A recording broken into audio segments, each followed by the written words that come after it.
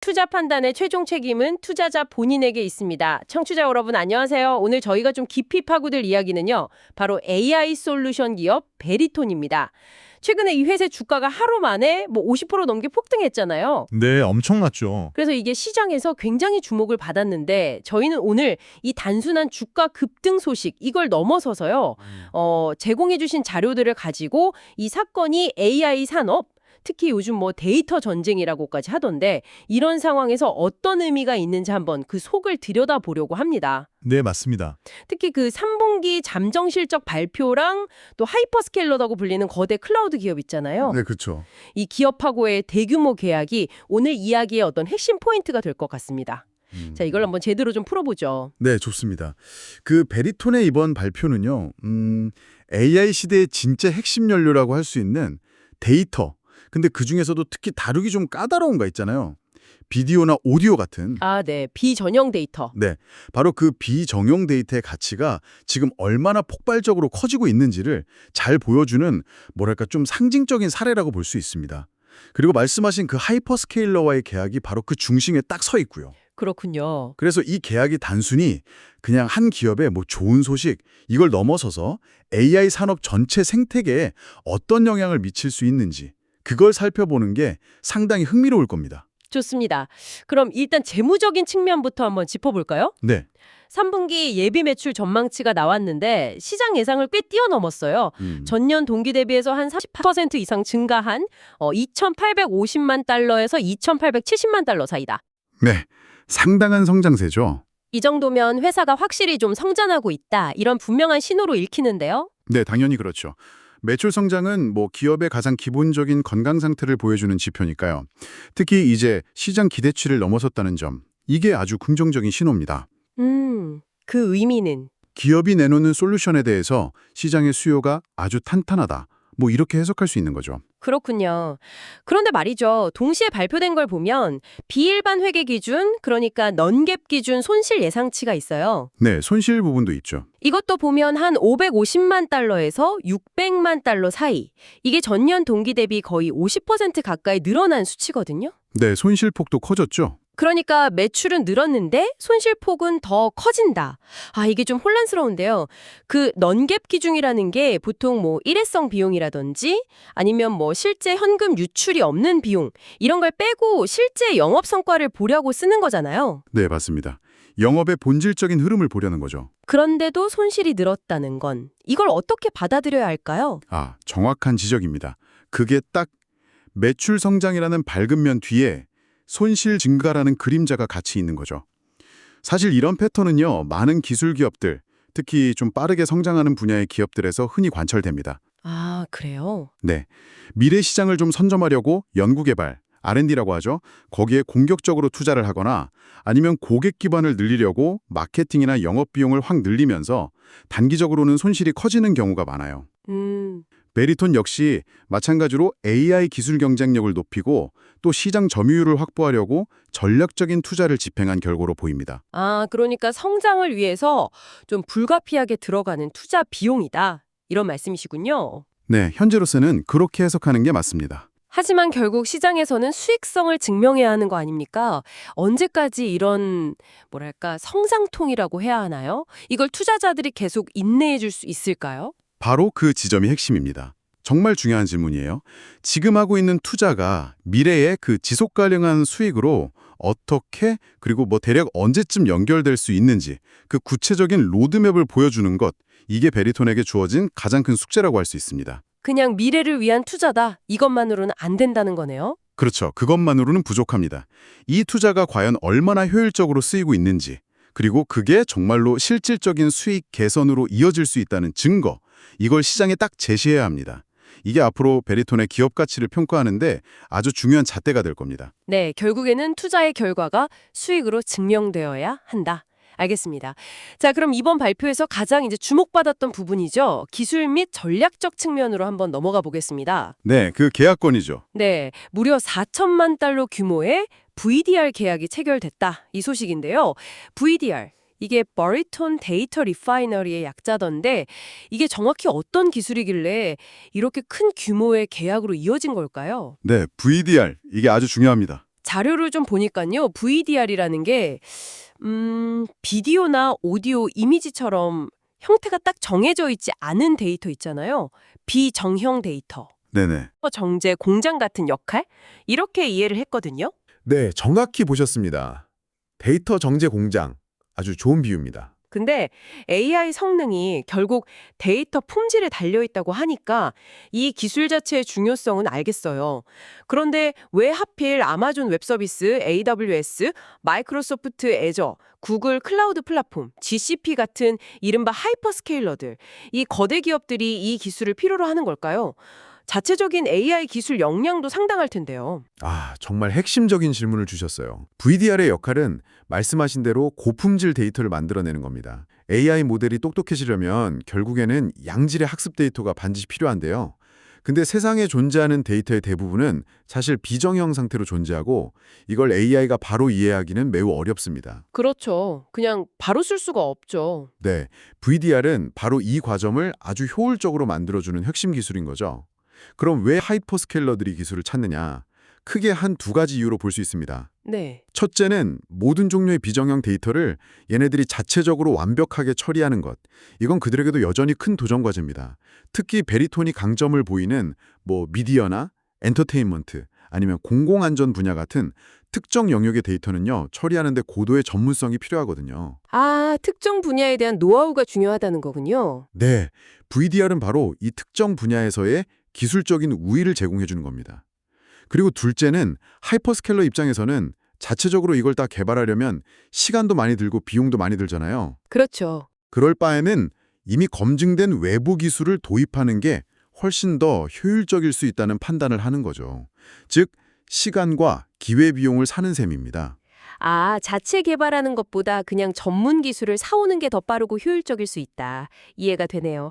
그런데 베리톤은 이미 AWS하고는 협력 관계를 맺고 있었잖아요. 제가 알기로는. 네, 맞습니다. 이전부터 협력해왔죠. 그럼 이번 계약이 단순히 AWS와의 관계를 더 깊게 하는 걸 넘어서 다른 하이퍼스케일러로 이게 확장된다는 점이 더 중요한 포인트 같은데요. 네, 바로 그 점입니다.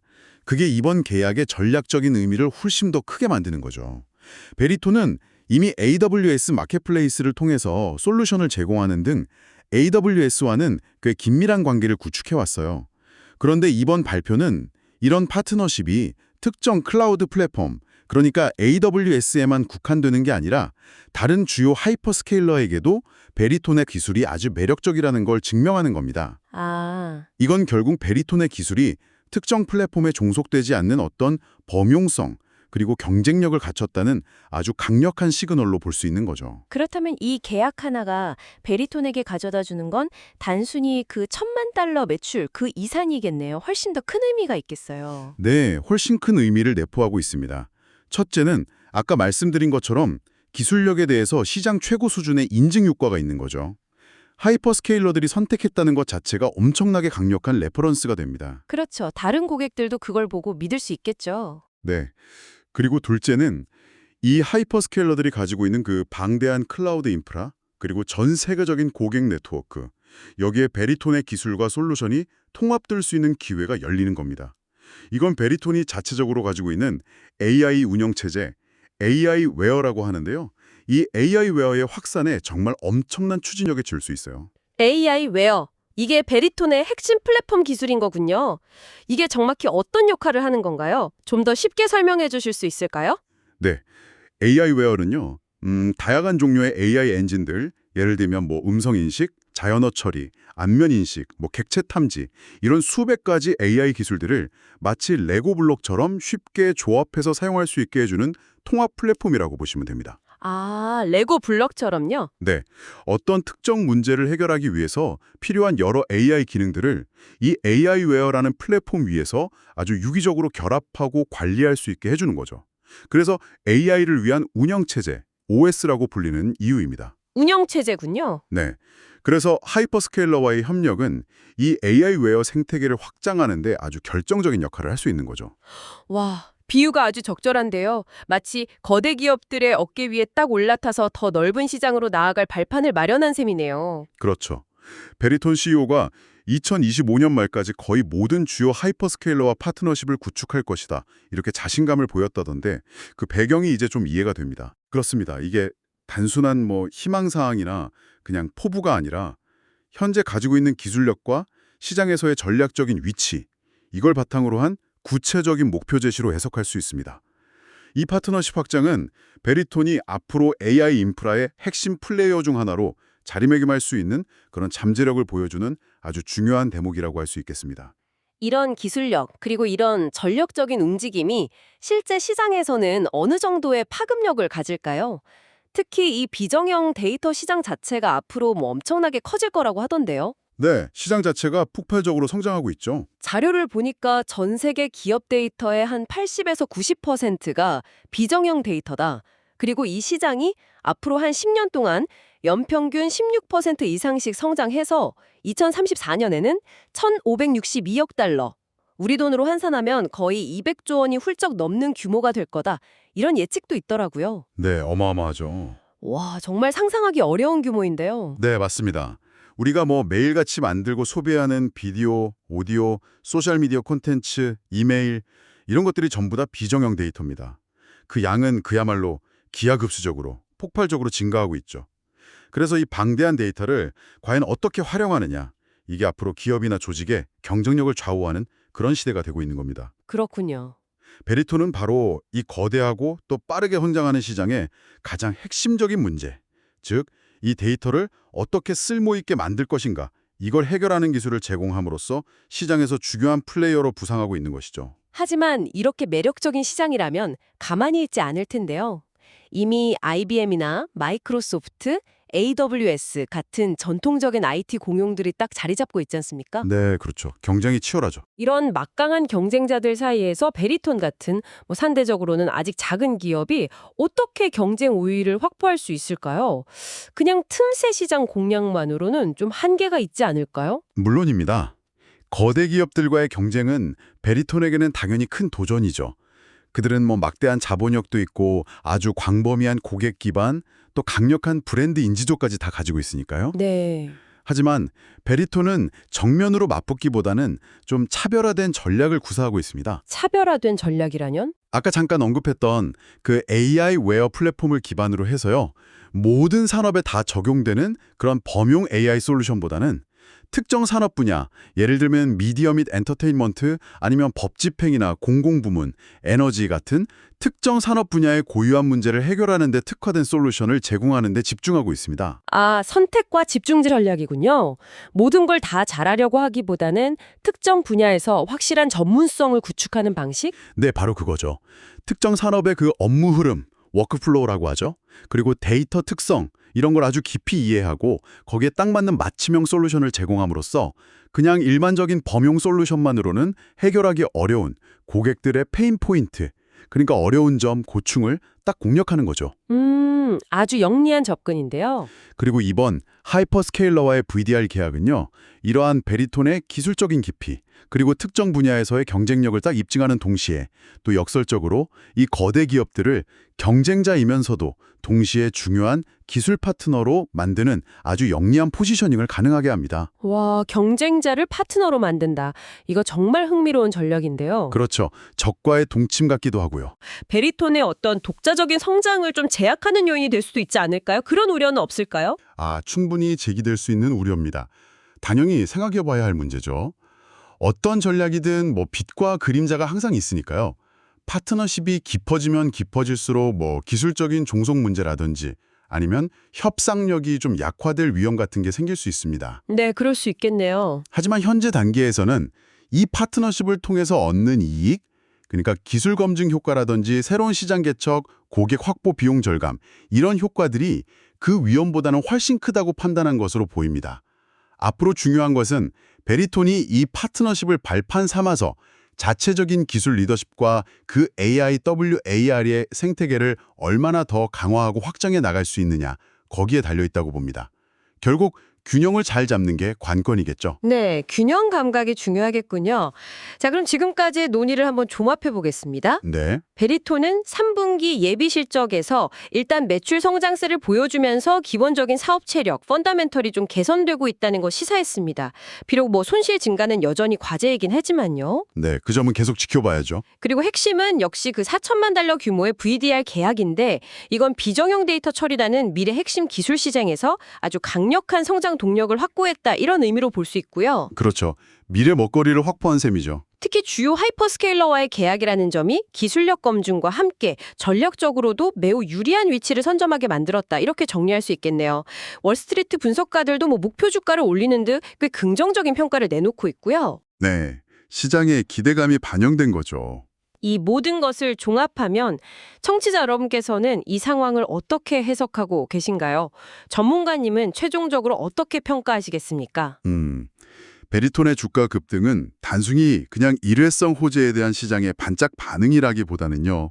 AI 시대의 핵심 자원인 데이터, 특히 처리하기 어려운 비정형 데이터 처리 기술의 중요성을 먼저 선점하고 또 거대 플랫폼 기업들과의 아주 영리한 협력을 통해서 이 생태계 안에서 자신의 입지를 성공적으로 구축한 어떤 전략적인 성과, 이것에 대한 시장의 평가로 해석하는 것이 타당해 보입니다. 전략적 성공에 대한 평가다. 네, 물론 아까도 말씀드렸지만 지속적인 수익성 개선을 증명해야 하는 과제, 그리고 거대 기업들과의 경쟁이 점점 더 심화될 거라는 점, 이런 과제들은 여전히 남아 있습니다.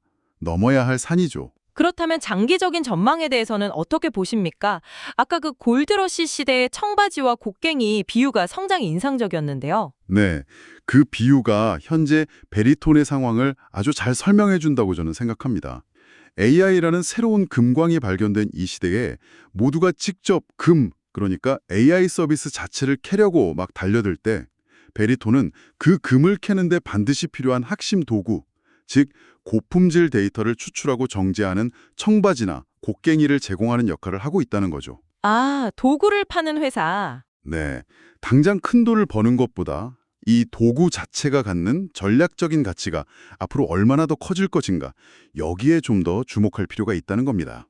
따라서 단기적인 주가 변동에 너무 기뻐하거나 슬퍼하기보다는 베리톤이라는 회사가 이 거대한 데이터 시장의 성장과 함께 어떻게 기술적인 리더십을 계속 유지하고 또 지속 가능한 수익 모델을 만들어 나가는지, 이걸 좀 긴 호흡으로 지켜보는 것이 중요하다고 생각합니다.